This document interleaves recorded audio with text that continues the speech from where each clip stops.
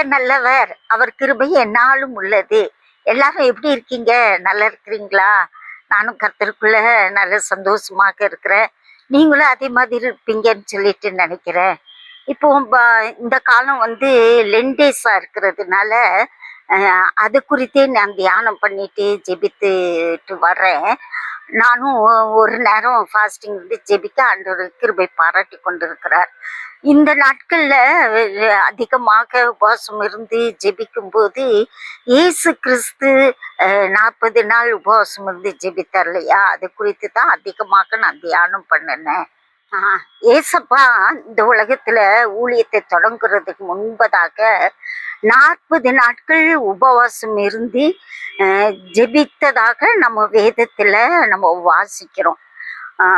ஆண்டவராக இருந்தாலும் நமக்கு ஒரு முன்மாதிரியாக எதை செய்தாலும் அது செய்வதற்கு முன்பதாக நம்ம ஜெபிக்கணுங்கிற ஒரு பெரிய பாடத்தையும் ஆண்டவர் நமக்கு கற்றுக் கொடுத்திருக்கிறார். அது மட்டும் இல்ல, சீசர்களை துவங்குவதற்கு முன்பதாகவும் ஒரு இரவு முழுவதும் ஜெபிக்கிறதையும் நம்ம வேதத்துல வாசிக்கிறோம். லூக்கா 6வது அதிகாரம் 12வது வசனமும் 13வது வசனமும் நான் வாசிக்கிறேன். அந்நாட்களிலே அவர் ஜெபம் பண்ணும்படி ஒரு மலையின் மேல் ஏறி முழுவதும் தேவனை நோக்கி ஜெபம் பண்ணி கொண்டிருந்தார்.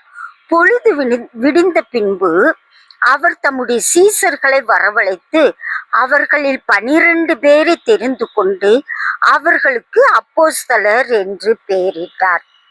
பாருங்க, அவர் கடவுளாக இருந்தாலும் எதையும் செய்வதற்கு முன்பதாக ஜெபிக்கிற ஒரு பழக்கத்தை நம்ம வாசிக்கிறோம்.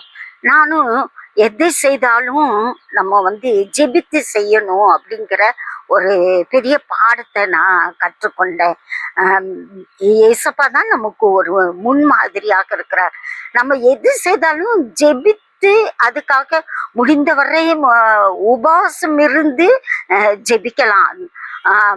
இல்ல உபவாசம் இருக்க முடியல, சிச்சுவேஷனும் ஒத்து வரல, சரீரமும் ஒத்து வரலனாலும் நம்ம அதிகமான நேரம் ஒரு இரவு முழுவதும் இயேசு கிறிஸ்து ஜெபித்தார். ஆனா நம்ம ஒரு இரவு முழுவதும் இல்லைனாலும் நம்மளால முடிந்த வரைக்கும் நம்ம ஜெபிக்கணும். நான் என்னுடைய வாழ்க்கையில என்னுடைய ஊழிய பயணத்துல நாளைய தினம் ஒரு ஊழியம்னா அதுக்கு முந்தின நாள் எனக்கு அதிகமா தூக்கமே வராது. முழிப்பு தட்டும் போதெல்லாம் ஊழியத்தை குறித்த ஒரு ஜெப சிந்தனை வந்துட்டே இருக்கும். ஆண்டவர் தான் எனக்கு அது கொடுப்பார். ஜெபித்துட்டே தான் உட்காந்து ஜெபிப்பேன், நடந்து ஜெபிப்பேன், படுத்துட்டே இருந்தாலும் தூக்கம் வராது. அந்த ஜெப சிந்தனை இருந்துகிட்டே இருக்கும். எப்பெல்லாம் அப்படி நான் ஜெபித்து அடுத்த நாள் நான் ஊழியத்துக்கு போயிருக்கிறோனோ அப்பெல்லாம் நல்ல ஒரு ரிசல்ட், அதாவது ஆண்டவருடைய வழி நடத்துதலை நான் ஃபீல் பண்ணியிருக்கிறேன், உணர்ந்திருக்கிறேன். நிறைய பேர் ரொம்ப நல்லா இருந்தது, பிரயோஜனமா இருந்தது அப்படின்னு சொல்றத நான் கேட்டிருக்கிறேன். சிறு பிள்ளைகள் மத்தியில ஊழியம் செய்யும்போது கூட பிள்ளைங்க, ஆண்டி இன்னைக்கு சூப்பரா இருந்தது, இன்னைக்கு ஏசப்பா என்கிட்ட பேசினாரு அப்படின்னு பிள்ளைங்க சொல்றதையும் நான் என் வாழ்க்கையில நான் அனுபவிச்சிருக்கிறேன். ஆனா அதே நேரத்துல என்னைக்கெல்லாம் நான் ஜெபம் குறைஞ்சிருக்கோ அப்போ இந்த மாதிரி ஒரு அறுவடைய நான் பார்த்தது இல்லை. இதுல இருந்து என்னன்னா, நம்ம எவ்வளவுக்கு எவ்வளோ நம்மளால முடிந்த வரைக்கும் நம்ம ஜெபிக்கிறோமோ அவ்வளவுக்கு அவ்வளோ ஆண்டவருடைய ஆவியானவருடைய கிரியை நம்மிடத்தில் நடக்கிறத நம்ம உணர முடியும். ஜெபம் நம்ம வாழ்க்கையில ரொம்ப ரொம்ப ரொம்ப ரொம்ப அவசியம். அடுத்ததான் நான் பார்க்கும்போது இயேசு கிறிஸ்து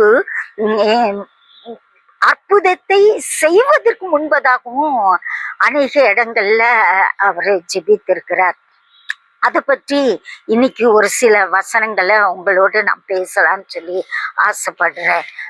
அற்புதத்தை செய்வதற்கு முன்பதாக நம்ம எல்லாருக்கும் தெரிஞ்ச அற்புதம் தான் லாசரு 4 நாளுக்கு அப்புறம் இறந்து 4 நாட்களுக்கு அப்புறமாக உயிரோடு எழுப்புறது. கல்லறையில அவரு வானத்தை அண்ணாந்து பார்த்து அவர் ஜெபிக்கிறார்.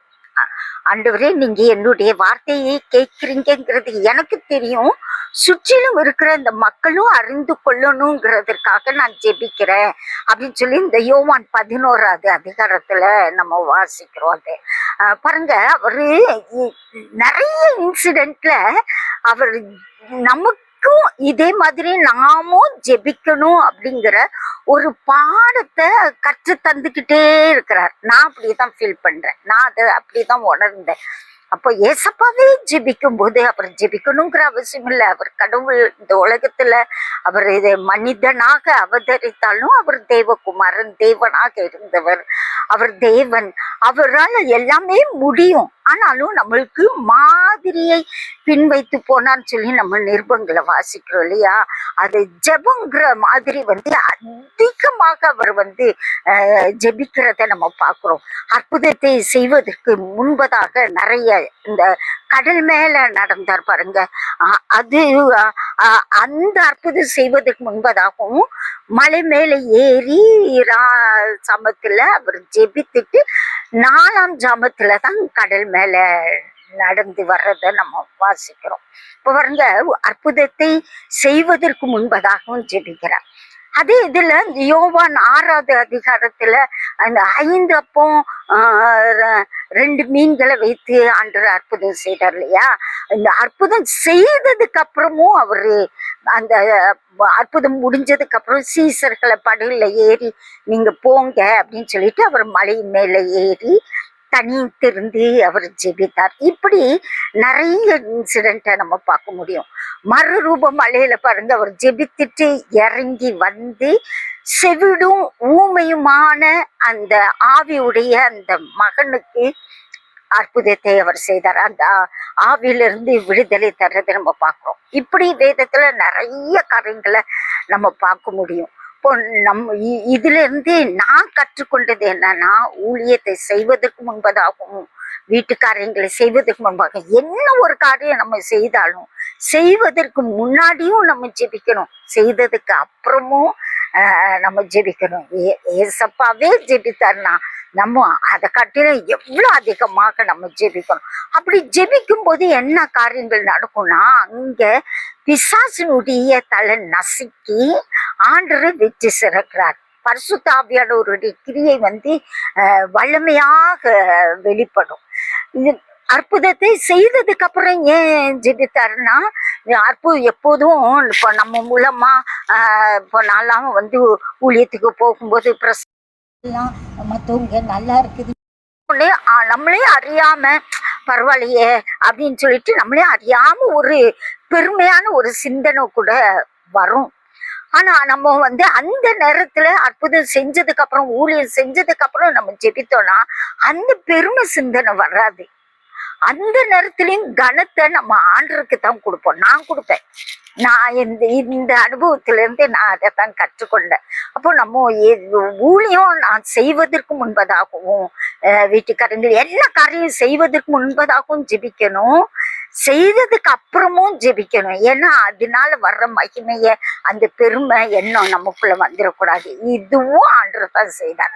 அவருடைய கிருபையினாலதான் இது நடந்தது. ஏசப்பாக்கு தான், கர்த்தருக்கு தான் மகிமை அப்படின்னு சொல்லி நம்ம கர்த்தருக்கு முன்னாடி நம்ம தாழ்த்தி அவரை மகிமைப்படுத்தும் போது இன்னும் பல சந்தர்ப்பங்களை ஆண்டவர் நமக்கு கொடுப்பார். நமக்கும் அது ஆசீர்வாதமா இருக்கும். ஆவிக்குரிய வாழ்க்கையில நம்ம சார்ந்தவர்களுக்கும், நம்ம மூலமாக வசனத்தை கேட்கிறவர்களுக்கும் அது ஆசீர்வாதமாக இருக்கும். அதனால எப்போதும் ஜபம் ஜபம் ஜபங்கிற சிந்தனை நமக்கு இருக்கணும். நான் ஒரு ஊழியக்காரர் மரித்து போயிட்டாரு. அவர் எனக்கு ரொம்ப முன்மாதிரியா இருந்த முன்னோடி ஒரு ஊழியக்காரர். அவர் என்னுடைய குடும்ப விஷயத்திலையும் நிறைய நல்ல காரியங்களை அவர் செய்தவர். எங்களுக்கு தகப்பன் தான் அவர். அப்போ அந்த தகப்பனார் கூட நான் ஒரு நாள் அவர் உயிரோடு இருக்கும்போது ஊழியத்துக்கு தான் நாங்க போயிருந்தோம். ஊழியத்தை பத்தி தான் பேசிக்கிட்டு நாங்க இருந்தோம். நானும் என் கணவரும் தகப்பனார் அந்த ஆவிக்குரிய போதகரும் பேசிட்டு இருக்கும்போது நான் சொன்னேன், இதுக்காக நம்ம இன்னைக்கு அதிகமா நம்ம ஜெபிக்கலையே அப்படின்னு. அப்போ அவர் சொன்னாரு, நீங்க ஏன் சிஸ்டர் அப்படி சொல்றீங்க? நம்ம ஜெபங்கிற வட்டத்தை விட்டு வெளியவே வரலையே, நம்ம அதுக்குள்ளதானே இருக்கிறோம் அப்படின்னு அவர் சொன்னாரு. அந்த வார்த்தை எனக்கு ரொம்ப ஆழமா நான் யோசித்தேன். எனக்கு ரொம்ப டச்சா இருந்தது. பாருங்க, ஒரு ஆவிக்குரிய தகப்பன் அவர் என்ன சொன்னாரு, ஜபம்ங்கிற வட்டத்தை விட்டு நம்ம வெளியே வரலையே, நம்ம ஜப சிந்தனையிலே தானே இருக்கிறோம். அன்னையில இருந்து நானும் அடிக்கடி இந்த வார்த்தைகள் எனக்கு ஞாபகம் வரும். அப்போ நம்ம ஜப சிந்தனை விட்டு நம்ம வெளியே போகக்கூடாது, அந்த ஜப சிந்தனையிலே இருக்கணும். முழங்கால் போட்டு ஜெபிக்கிறது நல்லது, டைம் எடுத்து ஜெபிக்கிறது நல்லது. சில சந்தர்ப்பத்துல நம்மளுக்கு ஜெபிக்கிறதுக்கு போதுமான நேரமோ சூழ்நிலையும் இருக்காது. ஆனா அந்த நேரத்துல எல்லாம் ஐயோ நம்ம ஜெபிக்க இந்த தாட்டு தான் எனக்குள்ள ஓடிட்டே இருக்கும். இது சத்துரு கொடுக்க. ஆனா அந்த ஆவிக்குரிய தகப்பன் எனக்கு சொன்ன வார்த்தையில இருந்து, இல்ல நம்ம முழங்கால் போட்டு ஜெபிக்கலனாலும் அந்த ஜபங்கிற வட்டத்துல தான் இருக்கிறோம், ஜப சிந்தனையிலே தான் நம்ம இருக்கும்போது ஆண்டவர் அங்க வல்லமையா கிரியை செய்வாரு அப்படிங்கிற ஒரு ஆழமான சத்தியத்தை அறிந்து கொண்டேன். அப்படி நானே அன்னையில இருந்து அந்த ஜபங்கிற சிந்தனை எனக்குள்ள ஓடிட்டே இருக்கும்போது அது ரொம்ப பீஸ்ஃபுல்லா இருந்தது. நிறைய பாவங்கள் நான் செய்யாம அந்த ஜப சிந்தனை என்னை தடுக்கக்கூடியது இருந்தது. அதே நேரத்தில் ஊழியத்தையும் வலிமையாக செய்ய ரொம்ப பிரயோஜனமாக இருந்தது. இன்னும் ஆண்டுக்குள்ளாக நெருங்குவதற்கும் இந்த சிந்தனையும் இந்த அனுபவமும் எனக்கு ரொம்ப பிரயோஜனமா இருந்தது. அதனாலதான் உங்களுக்கும் இந்த காரியத்தை இன்னைக்கு சொல்லணும் அப்படின்னு நான் பெற்றுக்கொண்டதை உங்களுக்கு என்னுடைய அனுபவத்தை உங்களோடு ஷேர் பண்ணணும்னு சொல்லிட்டு ஆசைப்பட்டேன். இன்னும் இயேசு கிறிஸ்துவனுடைய ஜபத்தை குறித்து இன்னும் நான் தியானம் பண்ணிக்கிட்டே இருக்கிறேன். வர எபிசோட்லையும் உங்களுக்கு நான் அது குறித்து நான் பேசுவேன் கண்டிப்பா. நம்ம என் தேவன் நம்மளை ஒரு நோக்கத்தோடு படைச்சிருக்கிறார். எவ்வளவுக்கு எவ்வளவு இந்த உலகத்துல நம்ம வாழும்போது அவரோடு உறவுல இருக்கிறோமோ, அவரோடு பேசிக்கொண்டு இருக்கிறோமோ, அவரை தியானித்து கொண்டே இருக்கிறோமோ, அதுதான் ஏனோக்கு சஞ்சரிக்கிறது போல, நோவா சஞ்சரிக்கிறது போல, எவ்வளவுக்கு எவ்வளவு நம்ம சஞ்சரிக்கிறோமோ அவ்வளவுக்கு அவ்வளவு ஆசீர்வாதத்தையும் பெற்றுக்கொள்வோம். நம்மளால மற்றவர்களும் ஆசீர்வாதத்தை பெற்றுக்கொள்வாங்க. தேவனுடைய நாமமும் மகிமைப்படும். கர்த்தர் நல்லவர், அவர் கிருபை என்னாலும் உள்ளது. கர்த்தர் தாமே இந்த வசனங்களை நமக்கு ஆசீர்வதித்து தருவாராக. ஆமென்.